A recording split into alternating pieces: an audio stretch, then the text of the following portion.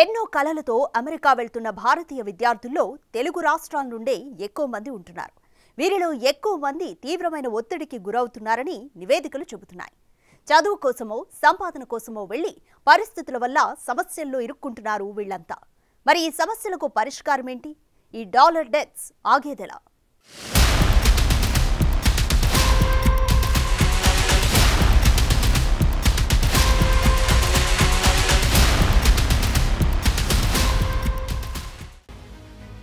అమెరికాలో భారతీయ సంతతికి చెందిన విద్యార్థుల మరణాలు తీవ్రమైన చర్చకు కారణమవుతున్నాయి. ముఖ్యంగా మరణాలకు స్పష్టమైన కారణాలు తెలియకపోవటం మరింతగా ఆందోళన కలిగిస్తున్న అంశం. అయితే యునైటెడ్ స్టేట్స్లో భారతీయ కమ్యూనిటీకి తగినంత మీడియా కవరేజ్ లభించకపోవటం వల్ల అక్కడి పోలీసులు సరిగ్గా దర్యాప్తు చేయరనే వాదనలు కూడా ఉన్నాయి. యుఎస్ నిధులు సమకూర్చే ఓపెన్ డోర్స్ రిపోర్టు ప్రకారం 2022-23 విద్యా సంవత్సరంలో యుఎస్ వెళ్లిన భారతీయ విద్యార్థుల సంఖ్య 2,68,923. ఇది ఆల్ టైమ్ హై అని నివేదిక వెల్లడించింది. మొత్తం యుఎస్ విద్యార్థి వీసా దరఖాస్తుదారులు భారతీయులు 20% మంది ఉన్నారని రిపోర్ట్ చెబుతోంది. అలాగే గతేడాది అమెరికా మొత్తం 1,02,655 F1 విద్యార్థి వీసాలను భారతీయ విద్యార్థులకు జారీ చేసినట్టు తెలుస్తోంది. ఇక భారతదేశం నుండి అత్యధిక సంఖ్యలో అమెరికాలో చదువుకోవటానికి వెళుతున్న విద్యార్థులు తెలంగాణ, ఆంధ్రప్రదేశ్కు చెందిన వారే ఎక్కువ. ఆ తరువాతి స్థానాల్లో మహారాష్ట్ర, పంజాబ్ రాష్ట్రాలున్నాయి. అయితే తెలుగు రాష్ట్రాల నుండి వెళ్లే విద్యార్థుల డిమాండ్ను తీర్చడానికి చాలా కన్సల్టెన్సీలు పనిచేస్తున్నాయి. హైదరాబాద్, విజయవాడ, గుంటూరు వంటి నగరాల్లో ఇవి ఎక్కువగా ఉన్నట్లు తెలుస్తోంది. ఇక అమెరికా వెళుతున్న విద్యార్థుల్లో చాలా మంది టెక్నాలజీ, మేనేజ్మెంట్ డిగ్రీలు ఎక్కువగా ఎంచుకుంటున్నారు. విద్యార్థులు పెన్సిల్వేనియా, మిన్నెసోటా, టెక్సాస్ వంటి నగరాల్లో తెలుగు మాట్లాడే కమ్యూనిటీలున్న ప్రాంతాల్లో ఉండటానికి ఇష్టపడుతున్నట్లు తెలుస్తోంది. ఇక గతేడాది అమెరికా వెళ్లిన ప్రతి 1000 మంది విద్యార్థుల్లో కనీసం 40% మంది బ్యాంకుల నుంచి విద్యా రుణాలు తీసుకున్నారు. చాలా మంది వడ్డీ వ్యాపారుల నుండి కూడా రుణాలు తీసుకుంటున్న పరిస్థితి ఉంది. అయితే అమెరికా చేరుకున్న తరువాత చాలా మంది విద్యార్థులు ఆర్థిక ఇబ్బందులను ఎదుర్కొంటున్నట్లు నివేదికలు వెల్లడిస్తున్నాయి.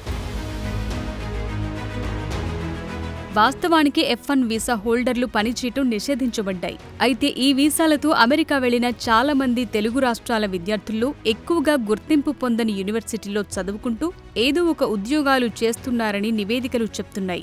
ఈ యూనివర్సిటీలు రెగ్యులర్ తరగతులు నిర్వహించవు గనుక విద్యార్థులు డిపార్ట్మెంట్ స్టోర్లు, గ్యాస్ స్టేషన్లు, పిజ్జా షాపులు, కిరాణా దుకాణాల్లో అక్రమంగా, అనధికారికంగా పనిచేస్తున్నట్లు తెలుస్తోంది. దీని ద్వారా వారు నేరాల బారిన పడుతున్నారని నిపుణులు చెప్తున్నారు. కొంతమంది భారతీయ విద్యార్థులు యుఎస్కు వచ్చిన తర్వాత యూనివర్సిటీలు మార్చుకోవటం, తల్లిదండ్రులకు చెప్పకుండా పనిచేయటం వంటివి చేస్తున్నారని ఆరోపణ ఉంది. ఇక చాలా మంది భారతీయ విద్యార్థులు చట్టపరమైన ఉపాధి కోసం, H1B వీసా కోసం దరఖాస్తు చేసుకోవాలని చూస్తున్నారు. అయితే ఇటీవలి సంవత్సరాల్లో దరఖాస్తుల పెరుగుదల, పరిమిత కోటాల కారణంగా ఈ వీసా పొందటం చాలా కష్టంగా మారింది. ఇక 2024 ఆర్థిక సంవత్సరానికి బ్యాచిలర్ స్థాయి డిగ్రీలకు 65,000 H1B వీసా క్యాప్, అడ్వాన్స్డ్ డిగ్రీలకు 20,000 క్యాప్ పూర్తయినట్లు తెలుస్తోంది. ఇంతటి ఒత్తిడి మధ్య అమెరికా వెళుతున్న విద్యార్థులు కష్టమైన, నష్టమైన అక్కడే ఏదో ఒకటి చేసుకుంటూ ఉండటం, దాంతో రకరకాల ఇబ్బందులను ఎదుర్కొంటున్నట్లు నిపుణులు చెప్తున్నారు. అలాగే అమెరికన్ల నుండి జాతి వివక్ష కూడా విద్యార్థుల ఒత్తిడికి మరో కారణంగా తెలుస్తోంది. ఇటీవలి సంవత్సరాల్లో అమెరికాలోని భారతీయ విద్యార్థులలో తలెత్తిన తీవ్రమైన సమస్య డ్రగ్స్ వినియోగం. నివేదిక ప్రకారం చాలా మంది భారతీయ విద్యార్థులు MDMA, ఫెంటానిల్ వంటి సింథటిక్ ఓపియాయిడ్ డ్రగ్స్ కు బానిసలవుతున్నట్లు తెలుస్తోంది. దీంతో చౌకగా దొరికే డ్రగ్స్ నకిలీ వెర్షన్లను కొనుగోలు చేసి కూడా ప్రాణాల మీదకు తెచ్చుకుంటున్నారు. డ్రగ్స్ వాడకంతో మానసిక అనారోగ్యంతో పాటు రకరకాల వ్యాధుల బారిన పడుతున్నారని తెలుస్తోంది. అమెరికా కలలు కని అక్కడకు వెళ్లిన భారతీయ విద్యార్థులు కొన్ని విశ్వవిద్యాలయాలు, కన్సల్టెంట్ల తప్పుడు వాగ్దానాల వల్ల పలు ఇబ్బందుల్లో పడుతున్నట్లు కూడా నిపుణులు హెచ్చరిస్తున్నారు. వారు కన్న కలలు చెదిరిపోయినప్పుడు విద్యార్థులు బతకటం కోసం చట్టవిరుద్ధమైన ఉద్యోగాల్లో చేరటం, ఆవేశంలో మద్యానికి, డ్రగ్స్కు బానిసలవుతున్నట్టు తెలుస్తోంది.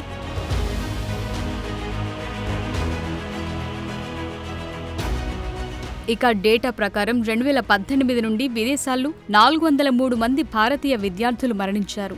వీరిలో 36 మంది యుఎస్లో మరణించినట్లు విదేశాంగ మంత్రిత్వ శాఖ సహాయ మంత్రి వి మురళీధరన్ గతేడాది డిసెంబర్లో రాజ్యసభకు తెలిపారు. అయితే మరణానికి సంబంధించిన కారణాలు సహజ కారణాలు, ప్రమాదాలు, వైద్య పరిస్థితులతో పాటు కొంతమంది భారతీయ విద్యార్థులు ద్వేషపూరిత నేరాలకు, జాత్యహంకారానికి బలవుతున్నట్టు తెలుస్తోంది. ఓ నివేదిక ప్రకారం యుఎస్లోని భారతీయ విద్యార్థులు ఒంటరిగా ప్రయాణం చేయటానికి భయపడుతున్నారని తెలుస్తోంది.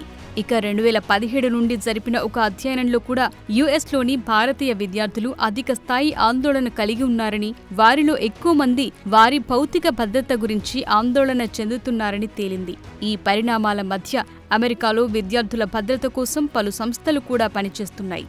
వాలంటీర్ ఆధారిత లాభాపేక్ష లేని సంస్థ టీమ్ ఎయిడ్ లాంటి సంస్థలతో పాటు అమెరికాలోని భారతీయ కమ్యూనిటీలు కూడా ఒత్తిడితో ఉన్న విద్యార్థులకు సహాయం చేయటానికి పలు కార్యక్రమాలను నిర్వహిస్తున్నారు. భారతీయ విద్యార్థులు, ఉద్యోగులతో సహా భారతీయ వలసదారులకు భద్రతను నిర్ధారించే లక్ష్యంతో మార్గదర్శకత్వం, మద్దతు అందిస్తున్నారు. అలాగే జాత్యహంకారం, వివక్ష, హింసను ఎదుర్కోవటంలో సహాయం చేస్తున్నారు. వీరితో పాటు బాధితులకు, వారి కుటుంబాలకు భద్రత, న్యాయం జరిగేలా చూడాలని భారత ప్రభుత్వం, భారతీయ అమెరికన్ సమాజం యుఎస్ అధికారులను కోరుతోంది. ఇందులో భాగంగా బాధిత విద్యార్థులకు, వారి బంధువులకు కౌన్సిలింగ్ కూడా అందిస్తున్నారు. కొంతమంది విద్యార్థులు ఒకరికొకరు సహాయం చేసుకోవటానికి, వారు ఎదుర్కొంటున్న సమస్యల గురించి అవగాహన పెంచుకోవటానికి కమ్యూనిటీ నెట్వర్క్లను కూడా ఏర్పాటు చేస్తున్నారు. ముఖ్యంగా విద్యార్థులు తమను తాము రిస్కులో పెట్టుకోవద్దని, చట్టవిరుద్ధమైన ప్రమాదకర ఉద్యోగాలను చేపట్టకూడదని పలు సంస్థలు సూచిస్తున్నాయి. అలాగే వృద్ధికి అవకాశమున్న భారతదేశంలో కూడా అవకాశాల కోసం వెతకాలని నిపుణులు సూచిస్తున్నారు.